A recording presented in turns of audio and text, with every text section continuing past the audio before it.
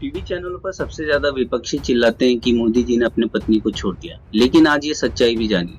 चाचा जी की पत्नी कमला जी को टीबी हो गया था। उस जमाने में टीबी का दहशत ठीक ऐसा ही था जैसा आज का कोरोना का है, क्योंकि तब टीबी का इलाज नहीं था और इंसान तिल तिल तड़प तड़प कर पूरी तरह गलकर हड्डी का ढांचा बनकर मरता था। और कोई भी टीबी के मरीज के पास भी नहीं जाता था, क्योंकि टीबी सांस लेने से फैलती थी। लोग पहाड़ी इलाकों में बने टीबी सैनिटोरियम में भर्ती कर दिए जाते थे। चाचा जी ने अपनी पत्नी को यूगोस्लाविया, आज का चेक रिपब्लिक के प्राग शहर में सैनिटोरियम में भर्ती करवा दिया। कमला जी पूरे 10 सालों तक अकेले टीबी सैनिटोरियम में पल पल मौत का इंतजार करती रही, लेकिन चाचा जी दिल्ली में एडवीना और दूसरों के साथ लगे रहे। आश्चर्य की बात यह है कि इस दौरान चाचा जी कई बार ब्रिटेन गए, लेकिन एक बार भी वो प्राग जाकर अपनी धर्मपत्नी का हालचाल नहीं लिया। नेताजी सुभाष चंद्र बोस को जब ये पता चला, तब वो प्राग गए और डॉक्टरों से और अच्छे इलाज के बारे में बातचीत की।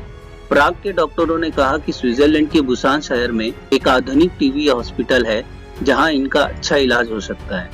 तुरंत ही नेताजी सुभाष चंद्र बोस ने उस जमाने में 70,000 रुपए इकट्ठा किए और उन्हें विमान से स्विट्जरलैंड ले जाकर बुसान शहर के हॉस्पिटल में भर्ती किया। लेकिन कमला जी असल में मन से बहुत टूट चुकी थी। उन्हें इस बात का दुख था कि उनका पति उनके पास पिछले 10 सालों से हालचाल लेने तक नहीं आया और दूसरे लोग उनकी देखभाल कर रहे हैं।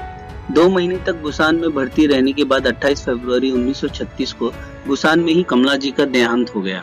उनके मौत के 10 दिन पहले ही नेताजी सुभाष चंद्र बोस ने चाचा जी को तार भेजकर तुरंत बुसान आने के लिए कहा था, लेकिन चाचा जी नहीं आए। फिर चाचा जी को उनकी पत्नी की मौत का तार भेजा गया, फिर भी चाचा जी अपनी पत्नी के अंतिम संस्कार में नहीं गए। अंततः स्विट्जरलैंड के बुसान शहर में ही नेताजी सुभाष चंद्र बोस ने कमला जी का अंतिम संस्कार करवाया।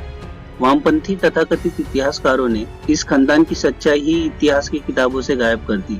दोस्तों, इस खानदान के कई गहरे राज हैं, जिनकी परत धीरे धीरे खुलने वाली है। धन्यवाद।